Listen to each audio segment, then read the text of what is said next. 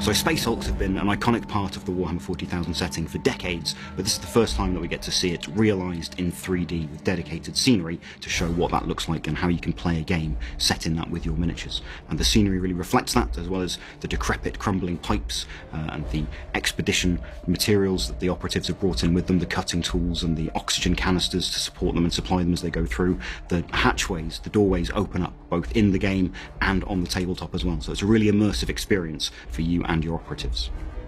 The Gallowdark is a Space Hulk, and Space Hulks are an iconic part of the Warhammer 40,000 setting. They are enormous fused conglomerations of spaceships and space debris from both Imperial history and thousands of years before the time of the Imperium. They drift through space and they disappear into the warp, where they're fused together, mashed by the incredible powers of the warp into horrible, demon-haunted, alien-infested monstrosities, absolutely enormous, that defy human comprehension. And they drift through space, they appear and disappear, almost at their own whim, and then Imperial forces discover them, have to board them, have to discover what kind of threats they might pose to inhabited worlds, but also what kind of treasures, archaeotech or relics from distant ages of mankind's past might be found upon them.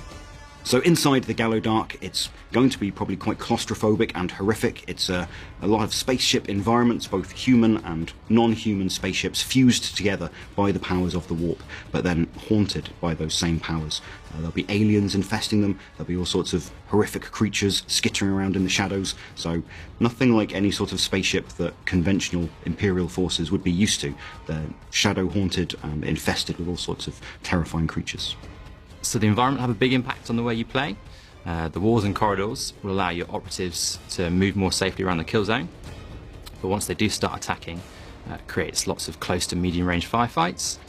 You'll have to plan your order of activations carefully, so certain operatives will have to do things like open doors to allow other key operatives to attack, but there's also a new universal action called a guard action, which allows your operatives to interrupt enemy activations if they're looking to counter-attack you. So the terrain that you find in Kill Team Into the Dark reflects that spaceship environment. The outer surface of the Space Hulk is made up of Glory of Terror Triumphant, well, that is part of the outer skin of the Space Hulk. So that was an Imperial spaceship, so the naval boarding parties that go into the dark literally find ingress through something that's vaguely recognisable to their forces, but as they go further into the Space Hulk, they will find stranger and less recognisable structures to work through. But it's definitely in a state of disrepair, it's decrepit, it's falling apart in a lot of places, so intimidating pipeways and hatchways and walkways that would be intimidating for boarding parties to encounter. So the modular terrain provides a variety of new experiences. First of all, it all uses a key and grid system when you're setting up your maps. So for the 18 missions in the book, it allows you to get going nice and fast and get stuck in. But equally, for the more creative types, there's a near endless combination of kill zones you can create, and there's also a brand new campaign mode called a Gallowdark Expedition.